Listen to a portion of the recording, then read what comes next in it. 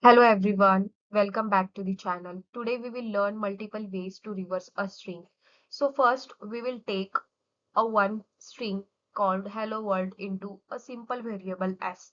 Then we will reverse that string using Python slicing. So what Python slicing do? It reverse a string by reading all characters from end to beginning using step of -1. So we will store that reverse string into another variable called reverse s. Then we will print that variable. Let's just try that code in compiler. So we will copy that code into here. And we will execute that code.